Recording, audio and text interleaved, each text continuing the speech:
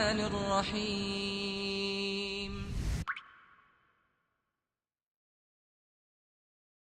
أعوذ بالله من الشيطان الرجيم بسم الله الرحمن الرحيم الحمد لله رب العالمين والصلاة والسلام على رسول الله صلى الله عليه وسلم.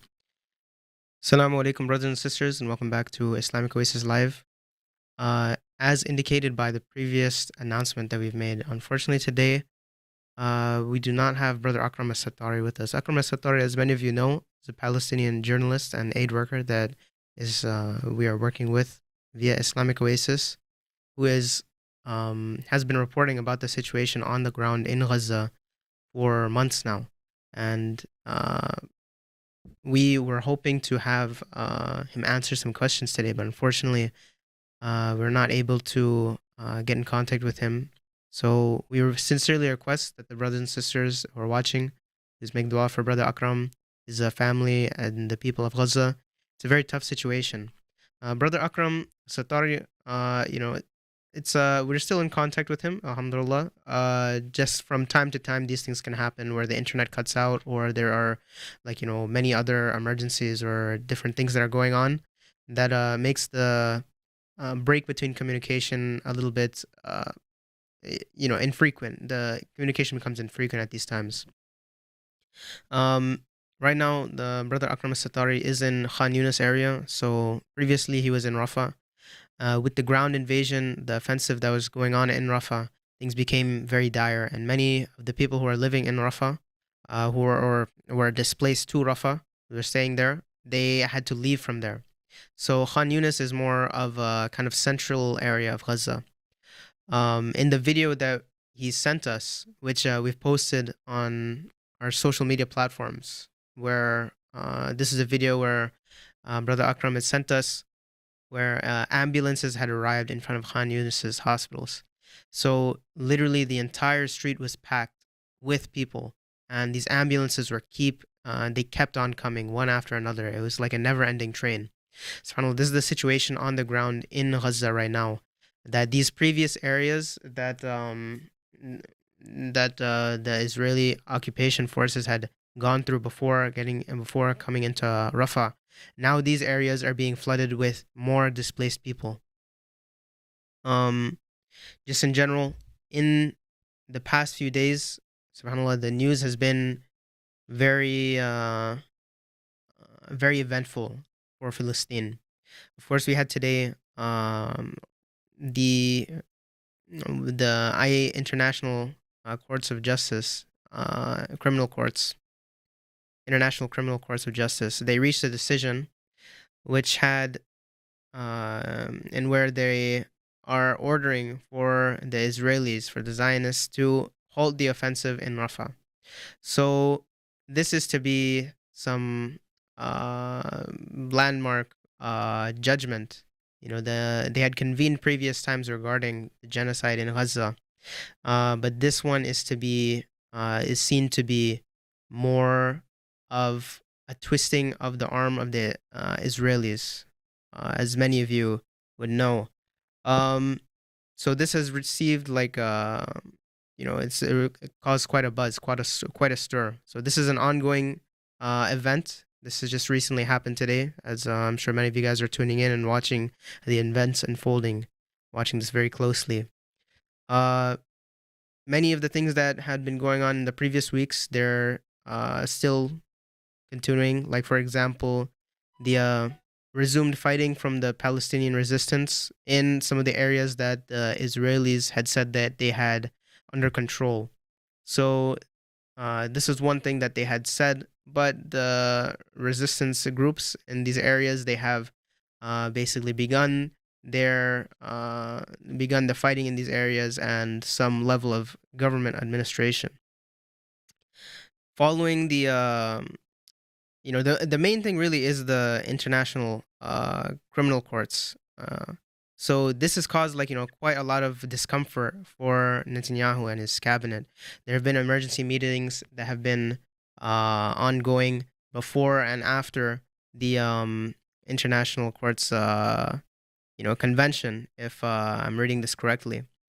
So this is causing a lot of stress and a lot of panic for the Zionist government.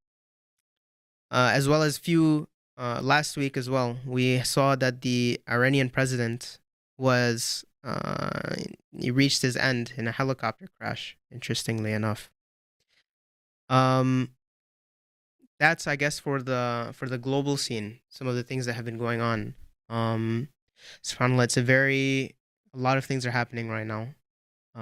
We sincerely make dua that Allah subhanahu wa ta'ala grants our brothers and sisters in Palestine a complete victory. May Allah subhanahu wa ta'ala pour his sabr over them and pour his rahmah over them.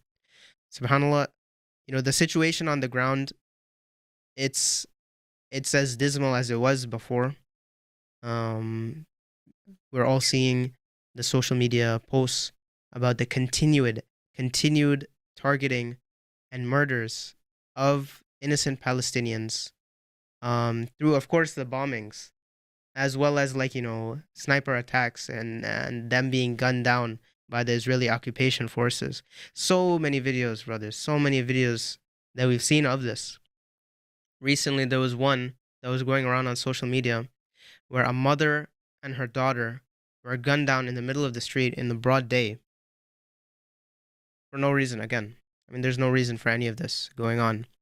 Yet we still have politicians, we still have notable individuals, we have academics, different people. Although they are they're feeling the pressure a lot more because I think the world is seeing how vapid, how much of this posturing of the Israelis as they're a democracy in the Middle East. They are the ones who are the U.S. supports, and they because of their support, that means that they have to be right. They have to be. This is what is good. All of these in the past few months, like we've been seeing constantly, all of these lies, these myths, are slowly being faded away. That's the thing with a lie, right? That's the thing with anything, with any shadows or any darkness. As soon as the light comes and things are shown as they are, all of that just eventually disappears. But we still have few notable people that have shown their dedicated support for an ongoing genocide. Hasbunallahu wa ni'mal wakil. And it hurts as well to see those who remain silent in the face of all of this that's going on. On the ground in Gaza, just to continue on a little bit, on the ground in Gaza, aside from these continued murders, we have the collapse of the medical sector as well in Rafah.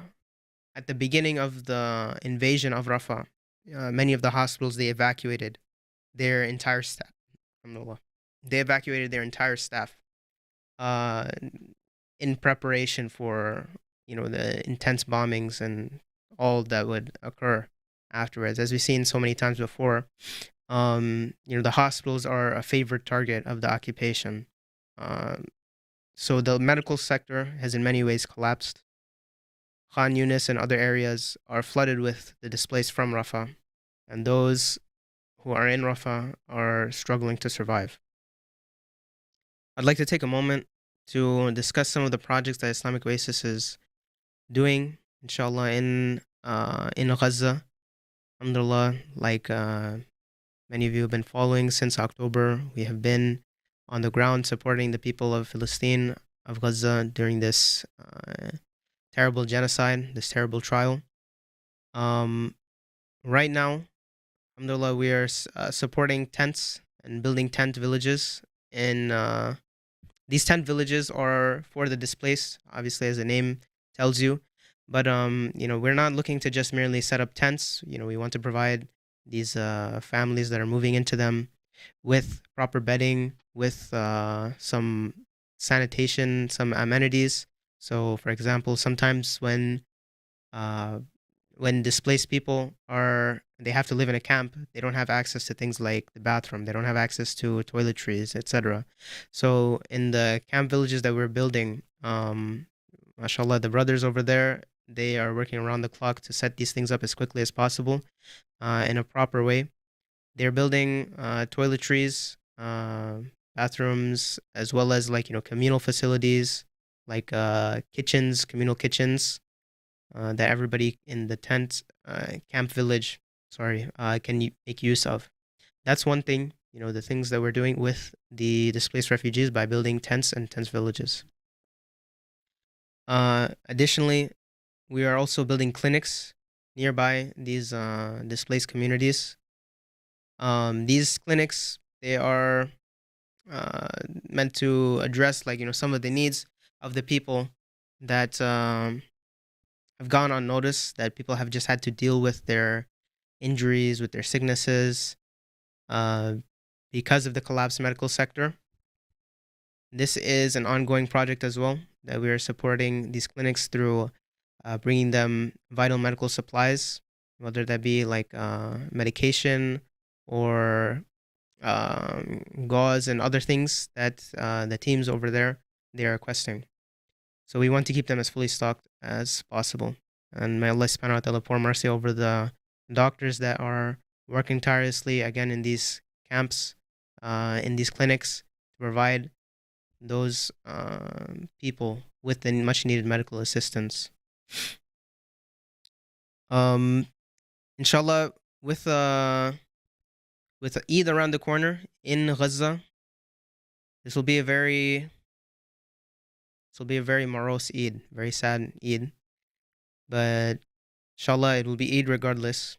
Uh, Islamic Oasis is working to bring Udhia to Gaza, like we have in the years prior, as part of our global Udhia project. Like we do every single year, we are doing global Udhia project in 13 countries, I believe. These are in places where the Muslim Ummah, they really are in need of our donations and our support. Sometimes some communities that we distribute Udhiyah in, it's a very rare occasion for them to get meat throughout the year. So the day that they get meat, it means a lot. Like, it becomes a big celebration. Everybody has a good time. In Gaza, like I was to continue on with that, in Gaza, we are having the option for sponsoring cows as well as sheep for Udhiyah. So the sheep are going at $1,000. The cows, this would be by share. By share, it would be, I believe, $172. So obviously, people would question, why is the sheep so much more expensive than the cow?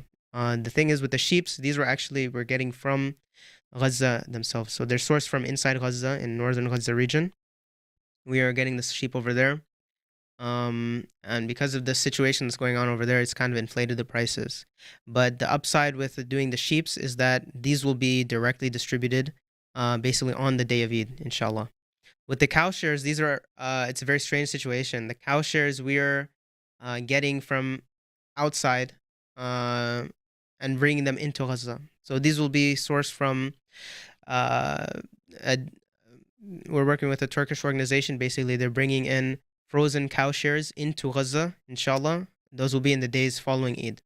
So this meant like we chose this option because it was more uh, economic sense. And inshallah, this will feed more people compared to if we were to do the price of full cows in Gaza. It would be very, very costly. So, brothers and sisters, please give with an open heart to these projects. Give with an open heart, with sincerity to Allah subhanahu wa ta'ala, with the hope that Allah subhanahu wa ta'ala shall bring his victory for this ummah. He will bring it without a doubt. But with the hope that we want to be the ones that will help bring this about. With that, brothers and sisters, inshallah, we hope to see you next week. In the following weeks, we have a few interesting speakers. Inshallah, we will have Dr. Shadi Al-Masri from New Jersey, as well as Dr. Safarq Chowdhury. We're looking to have these speakers on. Stay tuned, and inshallah, we'll see you soon. Jazakallahu khairan. As well as, actually, before I sign off here, there's one thing I should definitely let you know. Tomorrow, inshallah, we'll have a conference regarding the situation in Gaza to kind of raise the awareness of what is going on.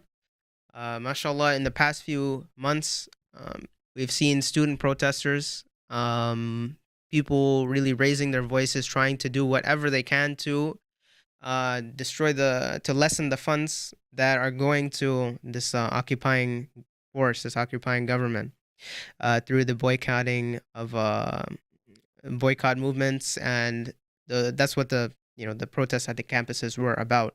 It was primarily about divesting and boycotting these companies. So that was like one platform. So what we want to do, inshallah, some of our speakers will be discussing kind of a wider perspective on the situation of Philistine. So kind of discussing how the occupation of Philistine is something which is perpetuated through a larger global order. So boycotting, inshallah, this is it's better that I think states like Israel, they're not receiving the funding that they are asking for, that they are looking for. However, we should also keep in mind that this situation of the occupation of Philistine is something that has been ongoing for 100 years, which is longer than some of these companies have been alive that people have been saying to boycott. So I think this is, inshallah, this will be a timely event to reorient some of the calls that have been made in the activism. MashaAllah, we have some really courageous people out there, and as well as we do have some really courageous people out there. Sorry, but I think the best thing, inshallah, would be to have activism with a larger perspective about the world that we're living in today. So jazakumullahu khairan for watching. Inshallah, tomorrow we will have Brother Adnan Khan, from the founder of the Geopolity. He's the founder of the Geopolity journalism outlet. He's based in the UK, as well as Brother Mazhar Khan, Muslim activist from the UK as well, and Dr. Ashraf Nusayrat, who is a community leader and public speaker and activist here from Chicago. So jazakumullahu khairan. Inshallah, soon again we are looking to have Brother Akram as-Satari here with us. So make dua for him, make dua for the people of Philistine, and may Allah subhanahu wa ta'ala preserve all of you. Assalamu alaikum wa rahmatullahi wa barakatuh.